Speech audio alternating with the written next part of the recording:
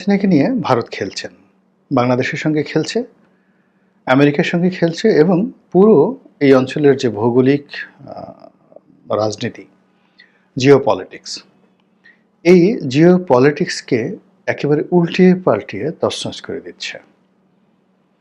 এবং শেখ হাসিনাকে অস্ত্র হিসেবে ব্যবহার করে আগামী দিনগুলোতে তারা যে মাস্টার প্ল্যান করে যাচ্ছে এবং সেই মাস্টার প্ল্যান বাস্তবায়নের জন্য আমেরিকাতে, ইউরোপে, দিল্লিতে, কলকাতাতে, আগরতলাতে এবং ঢাকাতে একাধিক পক্ষ এখানে কাজ করছে।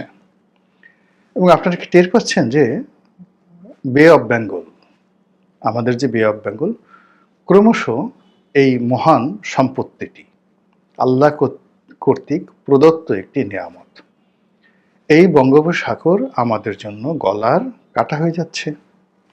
এর কারণ হলো যে আমাদের যে সমুদ্র সীমা, এই সমুদ্র সীমার উপর যে গভীর জলাশয় রয়েছে,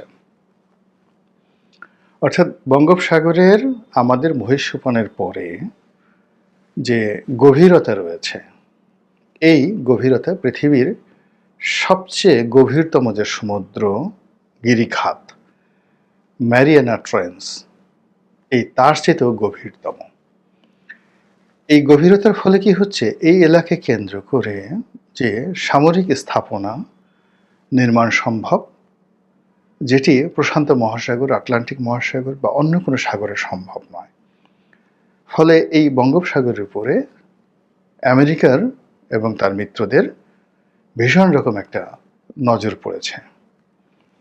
আর এই নজরের বিরুদ্ধে কিন্তু ভারত এই পুরো তাদের যে বঙ্গোপসাগর, বে অফ বেঙ্গল, এই অংশে তাদের আধিপত্য একছত্র রাখতে চাচ্ছে। অন্যদিকে চীন এখানে যে কোনো মূল্যে এই বঙ্গোপসাগরে ঢুকতে যাচ্ছে। আর এই বঙ্গোপসাগরকে কেন্দ্র করেই আমাদের টেকনাফ, আমাদের কক্সবাজার, আমাদের রুখি, আমাদের চট্টগ্রাম, পার্বত্য চট্টগ্রাম, এগুলো মানে এটা আমাদের গরিবের ঘরে যদি সুন্দরী একটা বধূ থাকে বা অতি সুন্দরী কন্যা থাকে, কিংবা একজন অসহায় দুর্বল লোকের হাতে যদি সবচেয়ে দামি রত্ন পাথর থাকে বা কোনো সহায় সম্পত্তি থাকে, তখন সেগুলো তার জন্য একটা মরণ যন্ত্রণা হয়ে পড়ে। সমস্ত লোলুপ মানুষগুলো সেখানে যাকে ঝাঁপিয়ে পড়ে। তদ্রূপ এখন এই বে অফ বেঙ্গলকে কেন্দ্র করে বিশ্বের সমস্ত পরাশক্তিগুলো বাংলাদেশকে নিয়ে খেলছে। এবং সঙ্গত কারণে এই খেলায় সবচেয়ে এগিয়ে রয়েছে ভারত। এবং ভারতের সঙ্গে আওয়ামী লীগের যে দ্বিপাক্ষিক সম্পর্ক এবং শেখ হাসিনার সঙ্গে ভারতের প্রকাশ্য কিছু চুক্তি, অপ্রকাশ্য কিছু কমিটমেন্ট, সব মিলিয়ে যাকে বলা হয় ভারত এই বাংলাদেশকে কবজা করার জন্য অলমোস্ট 70% তারা কিন্তু এগিয়ে গিয়েছিলেন। কিন্তু সমস্যা হয়ে গেছে যে শেখ হাসিনা শেষের দিকে এসে, মানে বিশেষ করে 2018 সনের নির্বাচনের পরেই সে ক্রমশ চীনের দিকে ঝুঁকে পড়ে এবং দিল্লির দাসত্ব থেকে বের হয়ে আসার জন্য সর্বোচ্চ চেষ্টা করতে থাকে। তারপর যেটা হয় সেটি হলো সে আমেরিকার সঙ্গে একটা সমঝোতামূলক সম্পর্ক করার জন্য সে প্রাণান্ত চেষ্টা করেছে। সাদ্দাম হোসেন যেভাবে আমেরিকার সাথে সম্পর্ক করার চেষ্টা করেছে, ঠিক সেইভাবে সেও চেষ্টা করেছে। কিন্তু চীন এবং ভারত এই দুটোর সঙ্গে সম্পর্ক স্থাপন করার মতো ঝুঁকি নিতে পারেনি। এর কারণ হলো তার সারাউন্ডিং, চারপাশে ভারতের যারা লোকজন রয়েছে তারা ছিল। এবং এখানে বাংলাদেশে ভারতে এমন কতগুলো কাজ করেছে 2009 সনের পর থেকে, খুবই সেন্সিটিভ। যেমন দেখা গেল যে বিডিআর কিলিং, আমাদের আর্মির অনেকগুলো ইন্টারনাল বিষয় খুবই সেন্সিটিভ। আমাদের সেই যাকে বলা হয় দ্বিপাক্ষিক অনেকগুলো স্পর্শকাতর চুক্তি রয়েছে। এই জিনিসগুলো শেখ হাসিনার জমানায় শেখ হাসিনা করেছেন বা তাকে দিয়ে করানো হয়েছে। তো এখন শেখ হাসিনা যদি বাংলাদেশে দীর্ঘমেয়াদে ক্ষমতায় থাকে এবং চীনের বলয়ে চলে যায়, এটাও ভারতের জন্য ভীষণ রকম বিপত্তিকর। আবার শেখ হাসিনা যদি ঠিক এরকম দোদুল্যমানতায় ভারতকে রাখে, সেটাও ভারতের জন্য ঝুঁকি। এর কারণ হলো যে যদি শেখ হাসিনা বাংলাদেশে তার পতন ঘটে এবং তিনি বিচারের মুখোমুখি হন, তাহলে পুরো বিষয়গুলো কিন্তু আদালতে চলে আসবে, যেটি ভারতের জন্য আমাদের সাথে তাদের যে দ্বিপাক্ষিক সম্পর্ক, এটি রীতিমতো গণরোষে পরিণত হয়ে যাবে যা করা হয়েছে। এজন্য শেখ হাসিনাকে তুলে নেওয়া, এমনকি আমার কাছে মনে হয় যে লাস্টে যে সকল বিদ্রোহ হলো, বিপ্লব হলো এবং এর মধ্যে যে সকল সন্ত্রাসী কর্মকাণ্ড হয়েছে, যে সন্ত্রাসী কর্মকাণ্ডের সঙ্গে এই বিপ্লবের যারা বেসামরিক লোকজন তাদের থাকার কথা নয়। অনেক গুলাগুলি, থানা পোড়ানো, তারপরে শেষে পুলিশ হত্যা, এরকম অনেক নৃশংস ঘটনাগুলো ঘটেছে যার সঙ্গে সরাসরি বিদেশিদের হাত ছিল, এটা একেবারে স্পষ্ট। এখন সেই হাতটা কি আমেরিকার FBI রয়, না কি দিল্লির, নাকি অন্য কারো, এগুলো ভবিষ্যতে আসবে। কিন্তু যে ঘটনাটা ঘটলো, যে আমার কাছে যেটা মনে হয়েছে যে আমি কথা আগেও বলেছি বহুবার, যে বঙ্গবন্ধু একটা সময় দিল্লির জন্য খুব অসহ্য হয়ে পড়েছিল। ফলে বঙ্গবন্ধু হত্যাকাণ্ডের সঙ্গে তাদের একটা উল্লাস ছিল, তাদের একটা সংযোগ ছিল। তদ্রূপ এই যে শেখ হাসিনার যে পতন, এই পতনের সঙ্গে যে ভারতের কোনো হাত নেই, এটা কিন্তু বলা যাবে না। কি কারণে হাত আছে? প্রথমত হলো তাকে বাগে নেওয়া, দ্বিতীয়ত হলো তার মাধ্যমে যে কর্মকাণ্ডগুলো করা হয়েছে সেই কর্মকাণ্ডগুলো যেন পাবলিকলি জনগণের কাছে চলে না আসে। তৃতীয় কারণ হলো যে আপনি যদি ঠিক মীর জাফর ক্ষেত্রে এই ঘটনাটা ঘটা হয়েছিল, হলো আমি শেখ হাসিনাকে অবশ্যই মীর জাফরের সঙ্গে তুলনা করছি না। অর্থাৎ মীর জাফরকে ক্ষমতায় বসানো হলো, কিন্তু ক্ষমতায় বসে তিনি সেই ইংরেজদের কর্তৃত্ব অস্বীকার করে স্বাধীনভাবে চলার চেষ্টা করলেন। তখন করলো কি, তাকে ক্ষমতাচ্যুত করে তার জামাই মীর কাসিমকে বসানো হলো। মীর কাসিম ছিলেন আরও স্বাধীন চেতা। তখন সে বলল যে কি হলো, মানে আমরা তো আরো বিপদে পড়লাম। তখন মীর কাসিমের সঙ্গে তাদের যুদ্ধ করতে হলো, বক্সারের যুদ্ধ করতে হলো। তো এটা বক্সারের যুদ্ধ নয়, এটা অন্য একটা যুদ্ধ। যাই হোক, সেই মীর কাসিমের সঙ্গে যুদ্ধ করে মীর কাসিম পরাজিত হলেন, নিহত হলেন। তারপর আবার বাংলার সিংহাসনে নবাব যাকে বলা হয় মীর জাফর আলী খানকে আবার দ্বিতীয়বার ইংরেজরা বসিয়েছিল। তো দ্বিতীয়বার ইংরেজরা বসালো মীর জাফরকে, তখন মীর জাফর দেখলো যে তার প্রাণে বেঁচে থাকাই দায়। ২ নম্বর হলো যে এখন ক্ষমতায় বসে তারা নবাব হওয়ার শখ নেই, বাকি জীবন ইংরেজরা যদি সব নিয়েও যায় সে শুধু ভাতাভোগী থাকতে চায়। ঠিক সেইভাবে সে আবার দ্বিতীয়বার কিন্তু বাংলার সিংহাসনে বসেছিল এবং আমৃত্যু সে বাংলার সিংহাসনে ছিল। এখন শেখ হাসিনা এই যখন বাংলার সিংহাসনে ছিলেন, তো তিনি এখানে থেকে চীনের দিকে হাত বাড়াতেন, এবং তার সবচেয়ে বড় ভুল হলো এইবার নির্বাচনে জয়লাভ করে বেইজিং যাওয়াটা। এটা তার কোনো অবস্থাতে উচিত হয়নি। তো তিনি সেই কাজটি করেছেন। তারপরে এই তার জাতিসংঘে যাওয়ার দরকার ছিল না। এই সময়টাতে তিনি গুছিয়ে উঠতে পারতেন, তার পলিটিক্যাল উইংসগুলো তিনি ঠিক রাখতে পারতেন, কিন্তু সেগুলো না করে তিনি সেই দিল্লিকে অস্বীকার করে যখন স্বাধীন সার্বভৌম এমন একটা ভাব যে আমি যা ইচ্ছে তাই করতে পারি, তখন তাকে একটা শিক্ষা দেওয়ার জন্য যদি দিল্লি তাদের প্ল্যান বি করে থাকে, এটা অস্বাভাবিক কিছু নয়। যাই হোক, এখন শেখ হাসিনা দিল্লির হেফাজতে আছেন। তো দিল্লি যদি তাকে আবার বাংলাদেশে ফেরত পাঠায়, এটি সেই মীর কাসিমের পরে ইংরেজরা রবার্ট ক্লাইভ যে কাজটি করেছিলেন মীর জাফর আলী খানকে নিয়ে, ঠিক একই ঘটনা ঘটবে।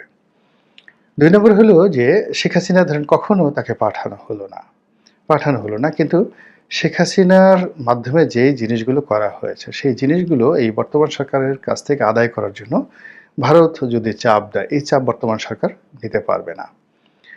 তৃতীয়ত হলো যে শেখ হাসিনাকে ওখানে রেখে তারপর তার যে রাজনৈতিক দল, সেই রাজনৈতিক দলের সাহায্য, সহানুভূতি ভারত সঙ্গতির কারণে পেয়ে গেছে।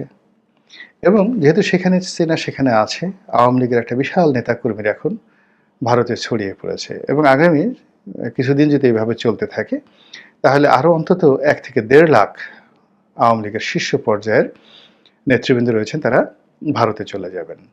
তখন ভারত কেন্দ্রিক একটা বলয় কাজ করবে, বিকল্প শক্তি কাজ করবে। যেভাবে শান্তি বাহিনীকে দিয়ে তারা পূর্ব পার্বত্য চট্টগ্রামকে অস্থির করে ফেলেছিল, তো একইভাবে যদি শান্তি বাহিনীকে দিয়ে পুরো পার্বত্য চট্টগ্রাম, পুরো সেনাবাহিনীর কয়েকটা রেজিমেন্টকে তারা সেই আমাদের জাতীয় বাজেটের একটা বিরাট অংশ আমরা ওখানে কিন্তু শান্তি বাহিনীর সাথে যুদ্ধে খরচ করেছি।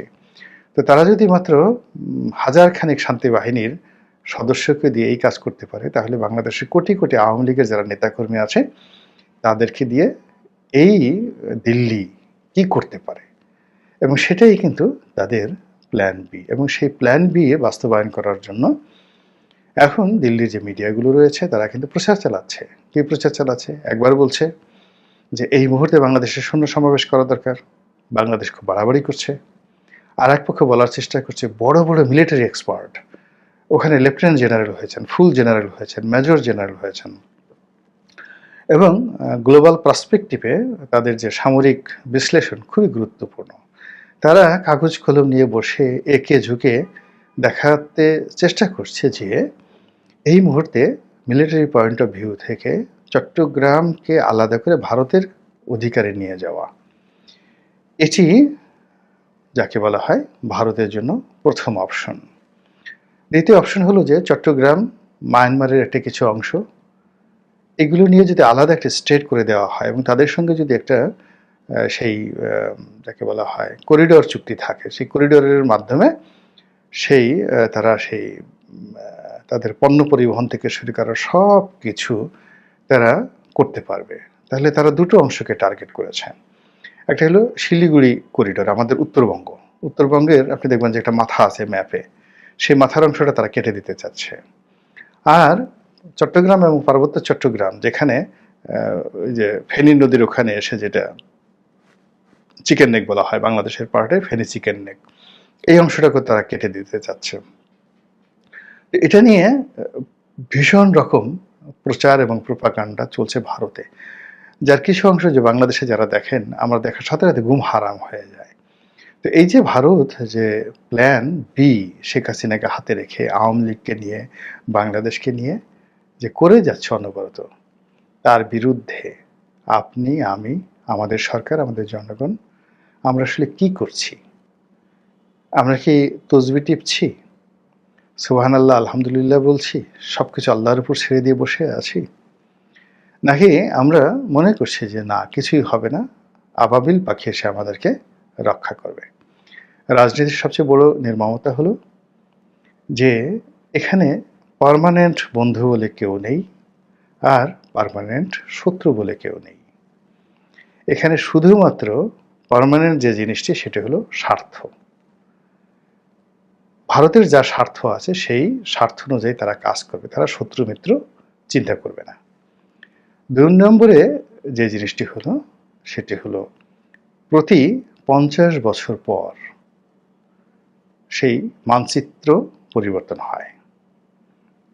এরপর প্রতি ১০০ বছর পর সেই মানচিত্র থেকে শুরু করে আরো বড় ভৌগোলিক বিবর্তন ঘটে যায়। বোঝার চেষ্টা করুন, ১৯৭১ থেকে এ পর্যন্ত আমরা কিন্তু ৫০ বছর অতিক্রম করে ফেলেছি। So it's a huge burden, historical burden for us and for our nation. আমরা যদি বলেন যে তাহলে বলেন তো এই সময়ের মধ্যে ৭০ বছরে আমেরিকার কি ভৌগোলিক পরিবর্তন হয়েছে, ইংল্যান্ডের কি পরিবর্তন হয়েছে, ৫০ বছরে ইন্দোনেশিয়ার কি হয়েছে, গিয়ে দেখেন সব জায়গাতে হয়েছে।